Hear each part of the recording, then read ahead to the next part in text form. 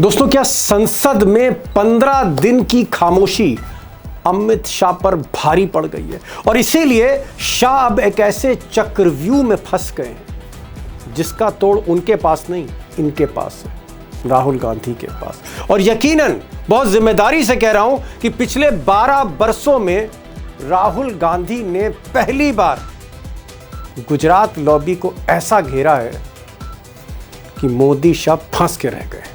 अब राहुल गांधी और अमित शाह के बीच जो आर पार की जंग छिड़ी हुई है पिछले कई दिनों से, इसकी जड़ में 20 जुलाई 2026 है, जिस दिन संसद के बाहर हजारों छात्रों पर दिल्ली पुलिस यानी अमित शाह की पुलिस ने पैलेट गन चलाई, लाठीचार्ज की, बेरहमी से पीटा, आंसू गैस के गोले दागे। तो राहुल गांधी कह रहे हैं कि भाई ये बताइए मिस्टर शाह, आप गृह मंत्री हैं, आपके अंडर में दिल्ली पुलिस है, सीआरपीएफ है, ये मुझे बताइए कि पैलेट गन किसने चलाई, किसके आदेश पर चली, ये जवाब दीजिए। और 15 दिन से अमित शाह इसी सवाल पर भागते रहे, सदन नहीं आए 15 दिन तक। अब बड़ी मुश्किल से जाकर अमित शाह तैयार हुए क्योंकि उनको कुछ बिल लाने हैं, लेकिन राहुल गांधी ने फिर उन्हें फंसा दिया। राहुल गांधी ने आज स्पष्ट किया कि अमित शाह का प्रवचन सुनने के लिए विपक्ष नहीं बैठा है।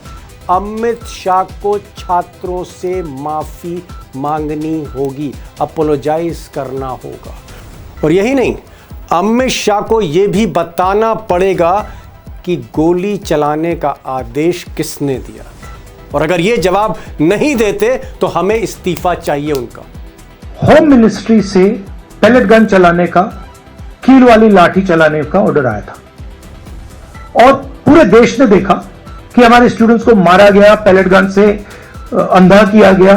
हमारी पहली डिमांड थी कि होम मिनिस्टर आए और देश को क्लियरली बता दें या उन्होंने ऑर्डर दिया और वो कल्पेबल हैं और उन्होंने हमारे बच्चों पर गोली चलाई, युवाओं पर गोली चलाई, या उनको मालूम ही नहीं था और किसी और ने ऑर्डर दे दिया और फिर वो इनकॉम्पिटेंट है।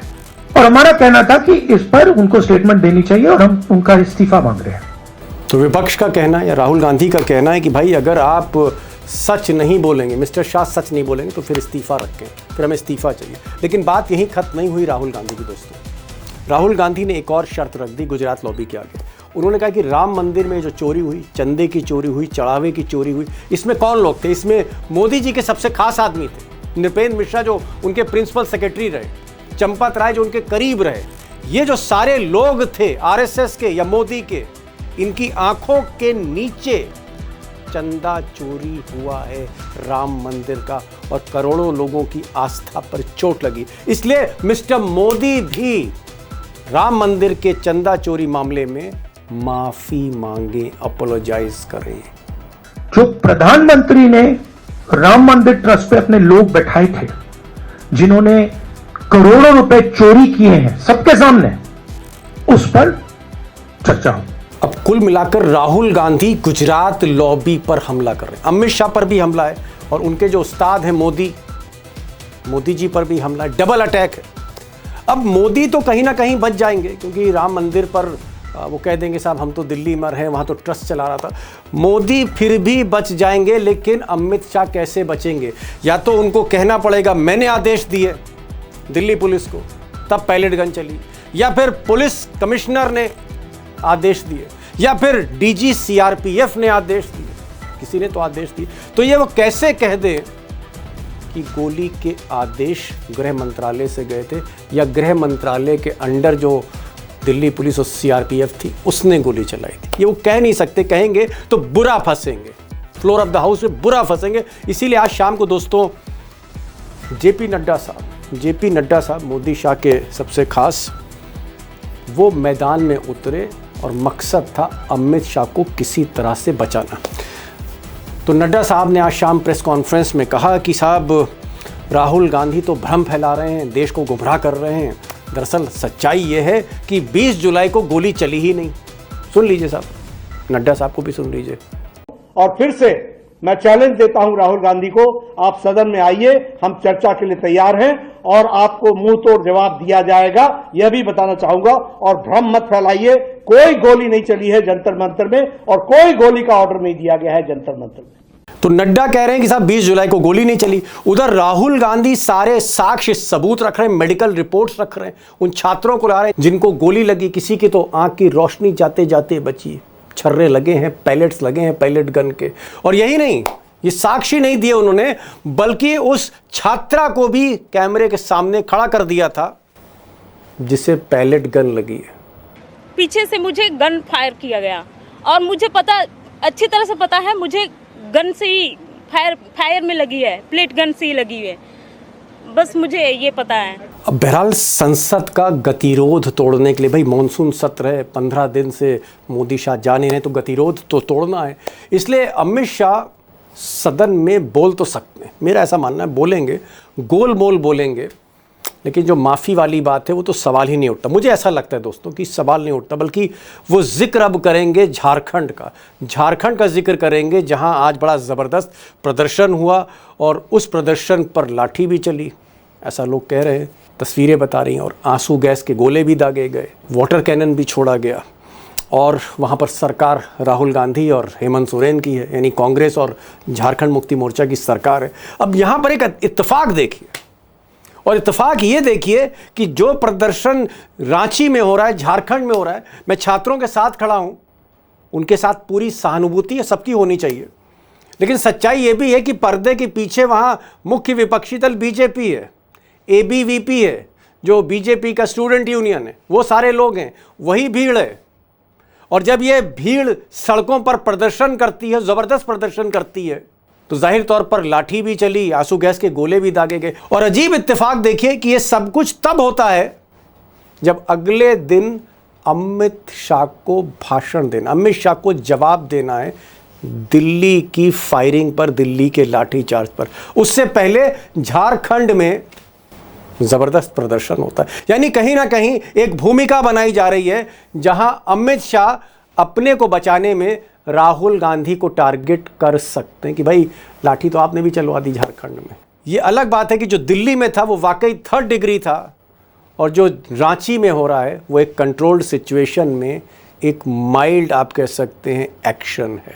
अब दोस्तों सवाल जेनजी का नहीं है, स्टूडेंट प्रोटेस्ट का नहीं, सवाल ये है कि अमित शाह क्या माफ़ी मांगेंगे, नंबर 1, और नंबर 2, क्या अमित शाह जवाब देंगे कि जो पैलेट गन 20 जुलाई को दिल्ली में चली, उसके ऑर्डर्स, उसका आदेश किसने दिया था।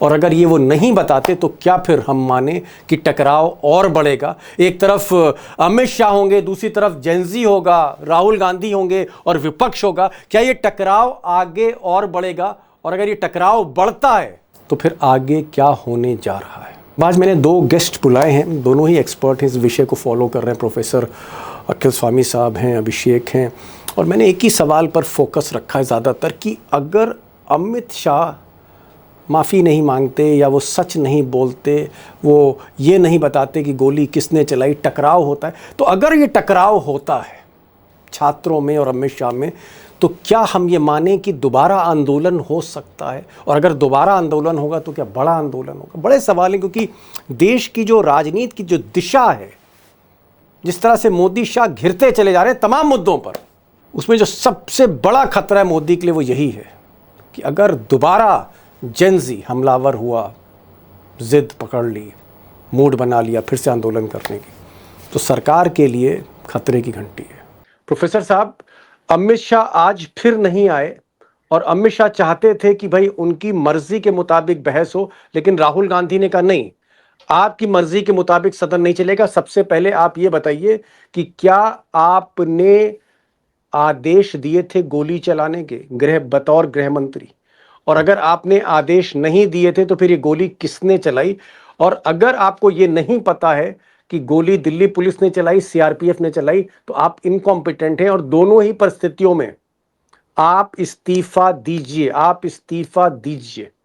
क्या आपको लगता है कि अब अमित शाह, जब वो कह चुके हैं कि हाँ वो कल जवाब देंगे, क्या अमित शाह अब एक भारी मुसीबत में आपको घिरते हुए दिख रहे हैं। प्रोफेसर साहब देखिए दीपक जी, असल में अमित शाह साहब को आदत यह है कि वो चक्रव्यूह रचते आए हैं और दूसरे को उन्होंने चक्रव्यूह में फंसाया है। ये पहली बार ऐसा हुआ है कि चक्रव्यूह राहुल गांधी ने रचा है और उसके अंदर अमित शाह उलझ गए और फंस गए।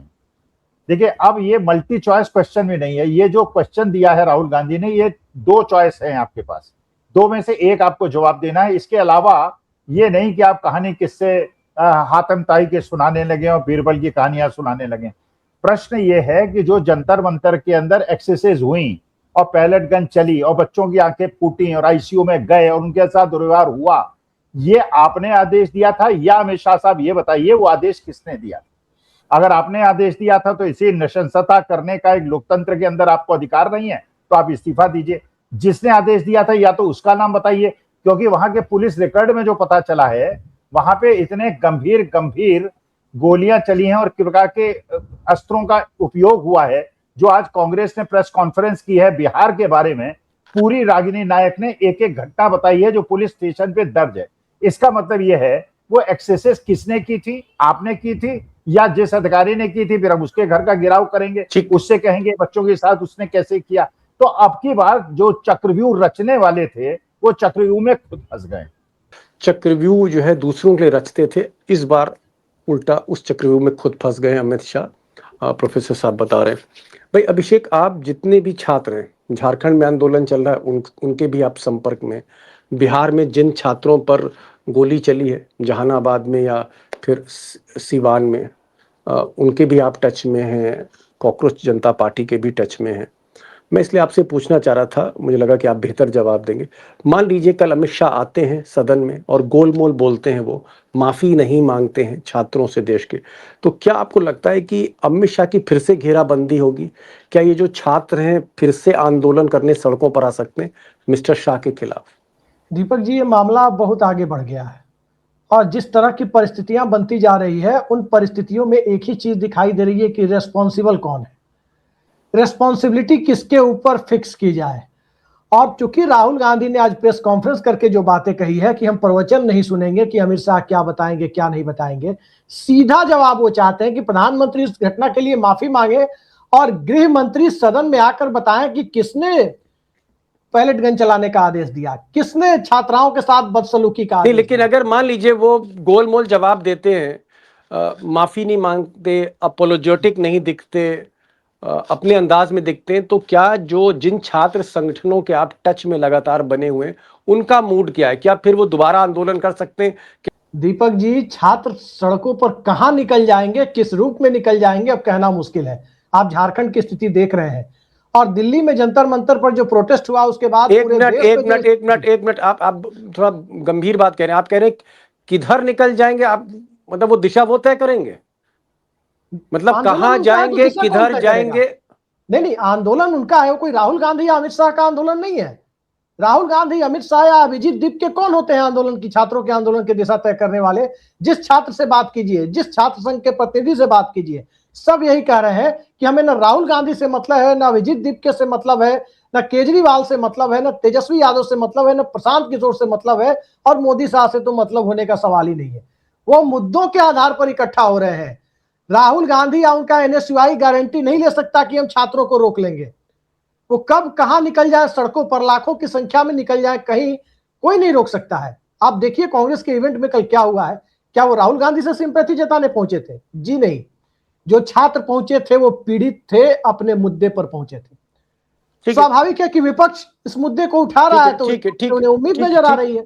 Got it. आप बड़ी बात कर रहे हैं। प्रोफेसर साहब ये तो कह रहे हैं कि छात्र जो है वो, इनकी बातों से तो मुझे यही लग रहा है कि अनकंट्रोल्ड सिचुएशन है, और अगर इमोशनल बस्ट हो गया, भावनाएं बहने लगी, अगर सैलाब आया, तो मुझे तो ऐसा लग रहा है कि जो ये संकेत दे रहे हैं कि अगर अमित शाह की कल की स्पीच छात्रों को पसंद नहीं आई, अगर अमित शाह अपोलोजेटिक नहीं है, झुकते हुए नहीं दिखे, अपने अंदाज में दिखे, तो दोबारा आंदोलन हो सकता है और यह आंदोलन बड़ा होगा। क्या आपको भी लग रहा है ये आंदोलन दोबारा होगा और कल बहुत कुछ अमित शाह के जवाब पर निर्भर करेगा? दीपक जी, केवल छात्रों का सवाल नहीं है, मेरे जैसे लोग जिनके घर में बच्चे हैं, जिनका परिवार है, जिनके ग्रैंड डॉटर्स हैं, हम भी माफ नहीं करेंगे। हम एक एक शब्द सुनेंगे अमित शाह का, और बकवास नहीं सुनेंगे। राहुल गांधी चाहे तो सुने, चाहे तो न सुने, अब देश की जनता एक एक शब्द सुनेगी और हमको प्रश्न का जवाब चाहिए। अरे तो भाई क्या सुनना चाह रहे हैं, बता तो दीजिए प्रोफेसर साहब, क्या भाई सुनना सच चाह रहे हैं सुनना चाह रहे हैं दीपक जी, हम सच सुनना चाह रहे हैं कि ये नहीं तो आदेश आपको लग रहा है कैसे अमित शाह दिया? कह देगा कि मैंने फोन किया था कमिश्नर को कि चलाओ गोली, मैं देखिए हूं जनरल डायर। दीपक जी, अगर मैं जब अध्यापक था, मान लीजिए मैंने कोई ऐसी गलती कर दी होती और मेरे को आत्मबोध होता, आत्मग्लानि होती, मैं कान पकड़ के बच्चों से कहता मुझे माफ कर दो और दंड देना है दंड दे दो, ये मैंने गलती की, मैं इसको भुगतने के लिए तैयार हूं। आपको जवाब देना होगा क्योंकि बच्चों की आंखें फूटी हैं, बच्चे अपाहिज हुए हैं, बच्चों को वेदना हुई है, उनके चोटें लगे हैं, वो आईसीयू में गए हैं। हम आपको माफ नहीं करने वाले हैं, बच्चे भी नहीं माफ करेंगे और बच्चों के परिवार वाले भी नहीं माफ करेंगे। हम सही जवाब चाहते हैं, हम सत्य सुनना चाहते हैं। प्रोफेसर साहब आप तो ऐसा लग रहा है जैसे अमित शाह नहीं हो गए, वो दूध पीते बच्चे हुए, कच्चे खिलाड़ी हो गए। अरे जिसने घाट घाट का पानी मुरली मनोहर जोशी और अडवाणी को पिला दिया, सबको किनारे कर दिया, राजनाथ को किनारे कर दिया, गडकरी को जो है हाशिए पे लगा रखा है, ऐसा अमित शाह आपको लग रहा है सच बोलेंगे? वो ये बताएंगे कि हमने गोली चलवाई थी? अमित शाह जो भी होंगे, कहीं ना कहीं उनका राजनीतिक भाषण होगा, जवाब होगा, वो बिल्कुल नहीं बताएंगे। मैं आपसे कह रहा हूं, अगर अमित अच्छा, शाह जी, तो अमित शाह इसका मतलब कैसे बोल देंगे? नहीं, दूसरा विकल्प होगा कि कमिश्नर ने चलवाई, कमिश्नर को पार्लियामेंट के अंदर पेश किया जाए, जंगले में खड़ा किया जाए, उससे पूछिए आपने क्यों गोली चलवाई? आपके घर में चलिए, बच्चे नहीं है, आपके मैं कह रिश्तेदार रहा नहीं है? हूं मैं कह रहा हूं अमित शाह ये भी नहीं बताएंगे कि पुलिस कमिश्नर ने गोली चलाई, और ना अमित शाह ये कहेंगे कि मैंने गोली चलाने के आदेश दिए थे। अब बताइए आपके पास क्या विकल्प है, या जनता के पास क्या विकल्प देखिए, है? हम अमित शाह साहब के कहानी किस्से नहीं सुनेंगे, इधर उधर की बात। हमें केवल 2 प्रश्नों में जवाब दीजिए, गोली आपने चलवाई या नहीं चलवाई, तो किसने चलवाई उसका नाम दीजिए। लाखों बच्चे उस आदमी का घर घेरेंगे जिसने ये गोली चलवाई, पैलेट गन चलवाई, हमारे बच्चों की आंखें फोड़ी और उनको नुकसान पहुंचाया। अब 2 ही विकल्प हैं आपके पास, और सच तो दीपक जी बोलना पड़ेगा। बड़े बड़े लाट साहब और पहलवानों को सच बोलना पड़ता है। जब जनता सामने आती है ना, तो सच उगलवा लेती है। बड़े बड़े तीरंदाजों को झुका के देखा है, और हमारे बच्चों के साथ अन्याय हुआ है, समाज माफ नहीं करेगा। और नेशन वांट्स टू नो ये किसने किया था, या अमित शाह ने किया था, या किसने किया था, उसको दंड भुगतना पड़ेगा, उसको सजा भुगतनी पड़ेगी। बड़े बड़े तीरंदाजों को झुका दिया जाता है लोकतंत्र के अंदर।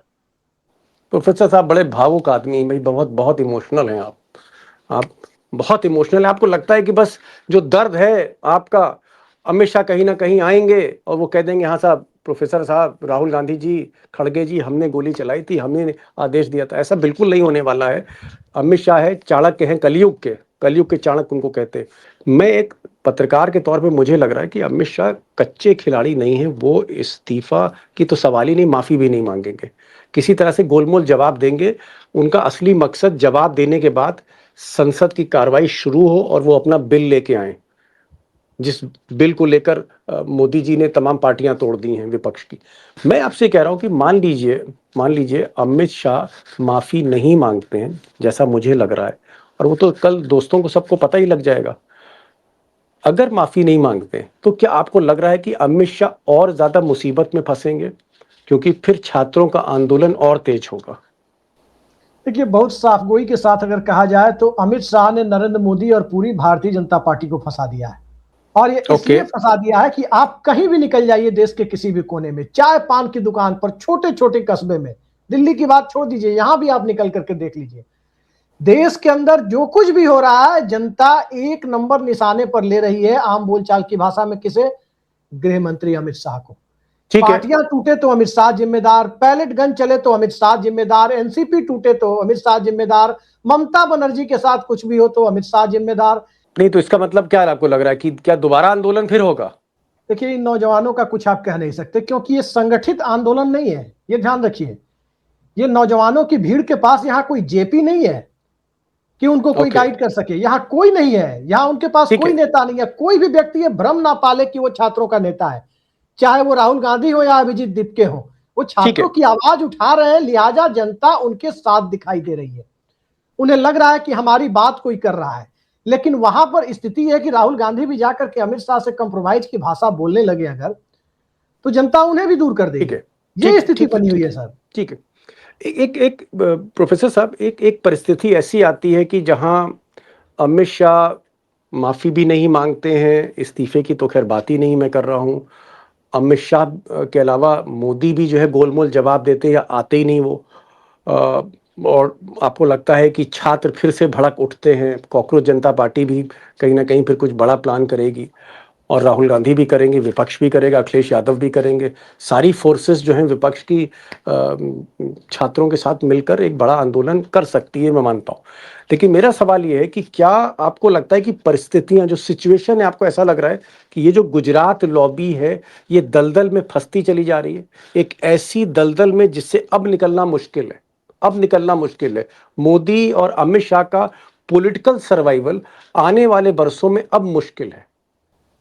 दीपक जी, अगर मैं अमित शाह जी की जगह होता जी और जी जी मैंने ये एक्सरसाइज कराने का आदेश दिया होता जिससे मेरे देश के बच्चे अंधे हो गए होते, उनको आईसीयू में जाना होता और लहूलुहान हो गए होते, मैं सच बता रहा हूं, मैं अपनी जिम्मेदारी समझते हुए कान पकड़ के पार्लियामेंट के अंदर माफी मांगता कि मैं देश से माफी मांगता हूं और इस्तीफा देता हूं, क्योंकि जो एक्सेसेस मेरे आदेश से हुई हैं उसके लिए मैं जिम्मेदार हूं।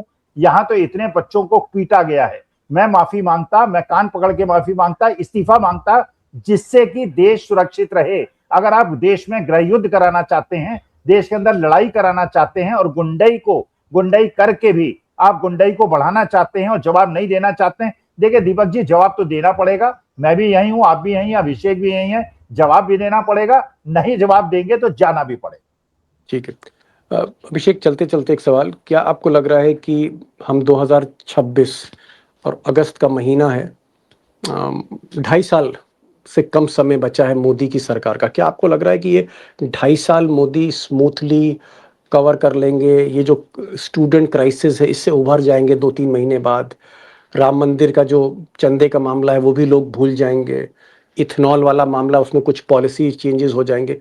क्या मिस्टर मोदी इस क्राइसिस से बाहर निकल सकते हैं जो चारों तरफ हमें क्राइसिस दिख रही, या आपको लग रहा है कि बहुत मुश्किल सफर है और शायद जो यशवंत सिन्हा कह रहे थे कि 2029 तक टिकना मुश्किल है मिस्टर मोदी का?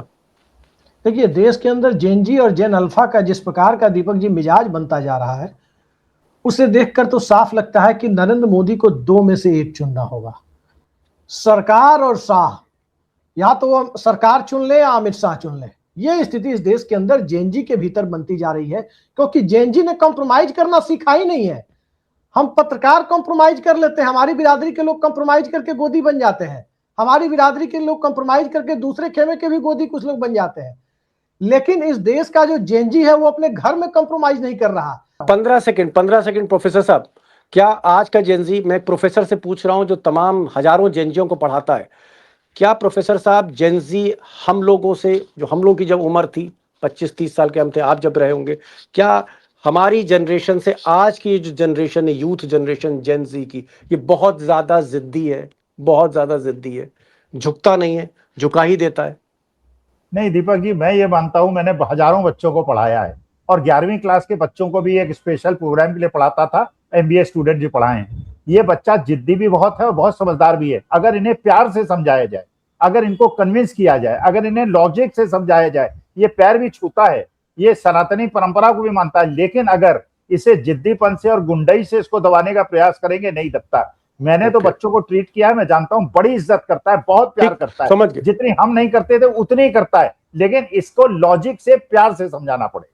चलिए, आखिरी सवाल का जो आखिरी जवाब है, अगर ये कोई अमित शाह का हितैषी सुन रहा हो, उन तक आज रात पहुंचा दे, रात भर का वक्त है, सुबह उनको बोलना है। एक चीज जो बड़ी बात कही कि प्रोफेसर साहब ने कहा कि अगर प्यार से समझाइए तो ये जेनजी समझ जाता है, झुकता भी है। यानी अमित शाह अगर लॉजिकल भाषण दें, अपनी गलतियां स्वीकार कर लें, तो हो सकता है चीजें कंप्रोमाइज हो सकती, लेकिन अगर गोल मोल जवाब दिया, अपने तेवर और तलखी दिखाई अमित शाह ने, जैसा कि वो दिखाते हैं सदन में, तो फिर ये झुकने वाला प्राणी नहीं है, ये झुकने वाली जनरेशन नहीं है, ये बहुत जिद्दी जनरेशन है। आप कह सकते हैं हर तीसरा बच्चा, दूसरा बच्चा चंद्रशेखर या भगत सिंह, ये झुकने वाले नहीं है।